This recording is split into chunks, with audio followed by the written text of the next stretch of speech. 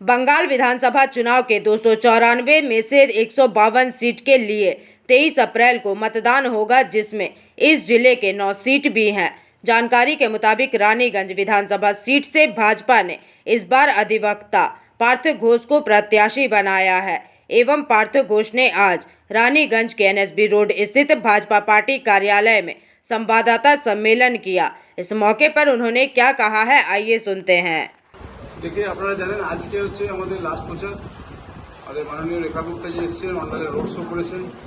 তো ওনাকেও C of করে আমি এখানে এলাম যে মানুষকে তো কিছু লাস্ট মুভমেন্টে কিছু বলা উচিত, যে আমি কেন ভোট চাইছি, কেন বিজেপিকে মানুষ ভোট দেবে, কেন রানীগঞ্জের বাসী এখানে টিএমসিকে ভোট দেবে না। আপনারা জানেন যে রানীগঞ্জে কিছুদিন আগে গত দুদিন আগে মাননীয় কয়লা মন্ত্রী এসেছিলেন। কয়লা মন্ত্রী এসে যে রানীগঞ্জবাসীর যে একটা ক্ল্যারিটির যে অভাব ছিল, যেটা ভেবেছিল যে যারা ভোটার ছিল যে এখান থেকে রানীগঞ্জ উঠে যাবে বা মহাবীর উঠে যাবে বা এখানকার মানুষরা যে ওসিপি হচ্ছে তার জন্য এফেক্টেড হবে, সেটা ক্লারিফিকেশন আপনারা সবাই জানেন, এখানকার সাধারণ মানুষও জানে যে ওটা ক্লারিফিকেশন অলরেডি উনি মাননীয় কোলমন্ত্রী দিয়ে গিয়েছেন এবং সেক্ষেত্রে আশ্বস্ত করেছেন যে এখানে উঠে যাওয়ার কোনো প্রশ্নই নেই। ইসিএল বা কোল ইন্ডিয়ার তরফ থেকে এমন কোনো কার্যক্রম করা হবে না যাতে রানীগঞ্জের কোনো রকম বাসিন্দাদের কোনো রকম সমস্যা হয়। এরপরে আমি যখন আগে অনেক বলেছিলাম যে এটাকে আমি এক সাব ডিভিশন করতে চাই, রানীগঞ্জ, অন্ডাল এবং বিস্তীর্ণ একটা অঞ্চলকে নিয়ে রানীগঞ্জ নাম হবে, তার সেই সাব ডিভিশনের নাম হবে রানীগঞ্জ। সেটা আমরা গভর্নমেন্টের আশা করে নিশ্চয়ই আমি চেষ্টা করব। আর চেষ্টা শুধু নয়, করিয়ে ছাড়ব। প্লাস হচ্ছে এই যে আমাদের মিউনিসিপ্যালিটি আছে, সেই মিউনিসিপ্যালিটিকে যেটা আলাদা করার কথা আমি বলেছিলাম সেটাকে আলাদা করব। আর সেখানে একটা ভালো চেহারা আসবে, শেখ সাজেদার মতন লোক ওখানে চেয়ারম্যান হবে না।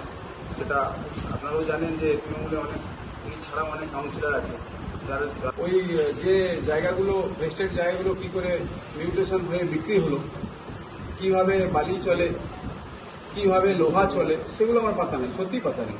আপনি দেখেছেন কিছুদিন আগে আমি ধরেছি, কয়লা ধরেছি, কেন উনি কেন সেটা নিয়ে সাপোর্ট করলেন না, সেটা বলতে পারতেন। আপনার কাছে কনক্রিট কিছু আছে বলার এখন কেন নির্বাচনের কনক্রিট বলতে দেখুন আমি যেগুলো বলেছিলাম সেগুলো আমি অনেক বক্তব্য এগুলো আমি রিভাইজ করে দিলাম। এখন কনক্রিট কিছু আছে তো বলুন। কনক্রিট মানে এভিডেন্স আছে, কিসের এভিডেন্স? কনক্রিট কিছু আছে বলুন। কিসের এভিডেন্স বলুন, কোনটা, কোন সাবজেক্ট? এটা বলছেন আপনি ওনার চরিত্রের ব্যাপারে বলছেন, সেটা আমি 23 তারিখে প্রকাশ করবো বললাম তো। সেটা 23 তারিখে আমি আগের দিনই বলেছি না, আমি আগের দিনও প্রেসে সেটা বলেছি যে এটা ইলেকশন লয়ের এগেনস্টে, কারো ব্যক্তিগত কুৎসা রটানো ইলেকশন লয়ের এগেনস্টে। তো সেটা ইলেকশন লকে আমি ভায়োলেট করবো। আমি তো উকিল, ইলেকশন ল ভায়োলেট করে কিছু করা যাবে। উনি যেটা করেছেন ইলেকশন ল কমপ্লেন নিশ্চয়ই করেছি। কে বললো? ওনাকে সেন্সার করেছে, ওনাকে সেন্সার করেছে ইলেকশন কমিশন থেকে। ফেসবুকে দেখে নিন, সব ফেসবুক ঘুরছে। তো এইসব বিষয়গুলো আছে। আমি রানীগঞ্জবাসীর কাছে একটা কথা বলবো যে আপনারা ভেবেচিন্তে ভোট দেন, সকাল সকাল ভোট দেন, ভারতীয় জনতা পার্টিকে জেতান। পশ্চিমবঙ্গে এবারে বিজেপি সরকার আসছে, আর তৃণমূলকে 15 বছর আপনারা দেখে নিয়েছেন। আর তৃণমূলের এবারে বিদায় বেলা, তার জন্য ওনারা ভুলভাল বলছেন। 10,000 টাকা নাকি পুজোর সময় দেবেন, নোটিফিকেশন করে দেখা। পুজোর সময় 10,000 টাকা উনি যে বলছেন মমতা ব্যানার্জি, আর কালেও বলেছি আমি, তো নোটিফিকেশন কোথায়? মানুষকে বিভ্রান্ত ছড়াচ্ছে 10,000 টাকা দেবো বলে। এটা ইলেকশন লয়ের এগেনস্টে কাজ করছে। এখানে যে 5টা রেপ হলো, 5টা। रानीगंज से सम्राट दास की रिपोर्ट, पीवीटीवी न्यूज।